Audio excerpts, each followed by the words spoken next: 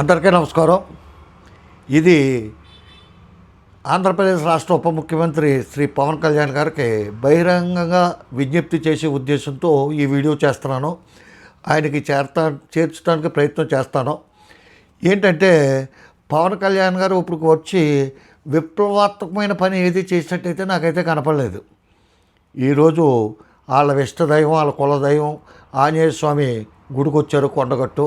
అక్కడ తిరుమల తిరుపతి దేవస్థానం వారి అమౌంట్ 35,19 కోట్లతో 96 రూమ్లు కట్టిస్తున్నారంట. చాలా సంతోషం, భగవంతుడి కార్యక్రమం. ఈ సందర్భంగా మిమ్మల్ని ఒకటి రిక్వెస్ట్ చేస్తున్నాం సార్.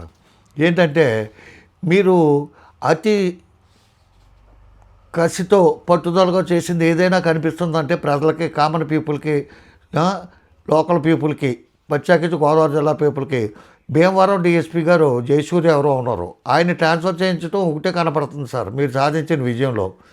ఈ సందర్భంగా ఆయన ట్రాన్స్ఫర్ చేయించిన దానికి కారణం కూడా పేకాట వ్యవహారమే. కాబట్టి ఈ సందర్భంగా మీకు ఒక చిన్న రిక్వెస్ట్, సలహా, సూచన ఏదైనా అనుకోండి. ఈ పండగ 4 రోజులు ప్రతి గ్రామంలోని, సందుల్లోని, గొంతుల్లోని, ఇళ్లలోని, ప్రతి చోట కూడా తోటలోని భారీ స్థాయిలో 100 కోట్ల రూపాయల బెట్టింగులతో కోడిపందాలు జరుగుతాయి సార్. అదేవిధంగా పేకాట, గుండాట, కోతాట, మూడు ముక్కలాట, ఇలాగ రకరకాల ఇవన్నీ కూడా. కానీ కొన్ని ఇల్లీగల్ వ్యవహారాలు కేరవాన్లు వస్తాయి, అన్నిటితో క్యాసినోలు కూడా పెట్టేసే పరిస్థితిలో ఉన్నారు ఇప్పుడంటే. ఈ సందర్భంగా మీరు పూనుకుంటే అది ఆపితే మీరు మగవాళ్ళకి చరిత్రలో నిలబడిపోతారు సార్. ఇదే విషయం. ఎందుకంటే పంచాయతీరాజ్, రూరల్ డెవలప్మెంట్ అంటే గ్రామాలు బాగుపడాలంటే గ్రామాల్లో ఈ వ్యసనాలని, ఈ యొక్క అలవాట్లని కొన్నిట్లయినా అరికట్టవలసిన పరిస్థితి ఉంది. ఎందుకంటే మందు తాగుతూ అయితే మీరు ఆపలేరు, ఎవరో ఆపలేరు. అది భగవంతుడి వల్ల కూడా కాదు.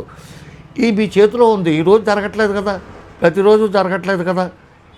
ఎక్కడైనా రిక్రియేషన్ క్లబ్బుల్లో జరిగితే జరుగుండొచ్చు, కానీ ప్రతిరోజు గ్రామంలోనే అయ్యి జరగవు. ఈ 4 రోజులు మీరు వదిలేస్తాం వల్లే చాలా విచ్చలవిడిగా అయిపోయి దానివల్ల కుటుంబాలు కూలిపోతున్నారు సార్. చాలామంది అప్పులు పాలైపోతున్నారు, చాలామంది ఆత్మహత్యలు చేసుకుంటున్నారు.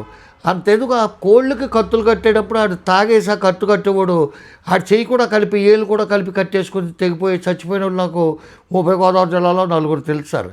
కాబట్టి డెవలప్మెంట్ అవుతానికి భారతదేశంలోనే పశ్చిమ గోదావరి జిల్లాకు ఉన్నంతమంది అతిరథ మహారథులైన అధికార పక్షంలో ఉన్న నాయకులు, వివిధ స్థానాల్లో ఉన్నవాళ్ళు, కార్పొరేషన్ చైర్మన్ కానీ, కేంద్ర మంత్రుల దగ్గర నుంచి, రాష్ట్ర మంత్రుల కాడి నుంచి, శాసనమండలి సభాపతుల కాడి నుంచి, శాసనసభ ఉపసభాపతి వరకు, కార్పొరేషన్ చైర్మన్ కానీ, క్షత్రియ కార్పొరేషన్ చైర్మన్ కానీ, నిమ్మల రామానాయుడు గారు కానీ, లేకపోతే నిర్మలా సీతారామన్ కానీ, భూపతిరాజు శ్రీనివాసవరం గారు కానీ, ఇలాగ చాలామంది ఉన్నారు, పాకా సత్యనారాయణ గారు.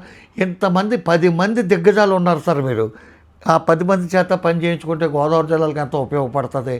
ఈ సందర్భంగా మీరు ఫెస్టేజ్ ఇష్యూగా తీసుకుని ఆ కొండగట్టు ఆంజనేయ స్వామి దయ వల్ల ఈ పేకాట్లు ఆపించండి సార్. ఎందుకంటే ప్రబల తీర్థాలు ఉండట్లేదు, భోగి పండుగ ఉండట్లేదు, పండగలు ఉండట్లేదు, సున్నుండలు ఉండట్లేదు, ఏమీ ఉండట్లేదు సార్. తెల్లారు లెగిసిన కానించి కోడి కత్తుల వ్యవహారాలే సాగుతున్నాయి. అలాగే ఈ ఇల్లీగల్ కార్యక్రమాలు, పేకాట్లు, గుండాట్లు, ఇవన్నీ ఇటువంటి ఇంత దారుణంగా తయారైపోయింది. కాబట్టి మీరు తలుచుకుంటే ఆపగలరు.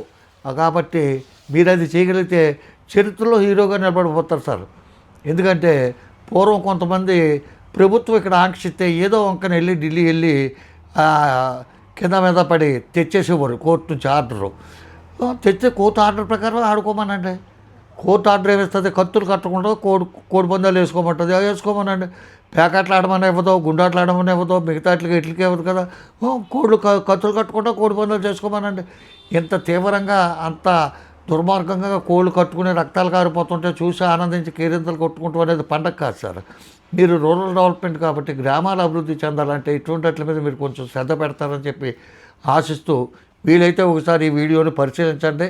దీంతోపాటు కింద కామెంట్ సెక్షన్లో 2 వీడియోలు పెడుతున్నాను. ఇంకా సుదీర్ఘంగా చాలా విడమర్చి దానివల్ల జరుగుతున్న నష్టాలన్నీ మీకు తెలియజేశాను. ఉంటాను. నమస్కారం. రామాంధ్రరావు. జై హింద్.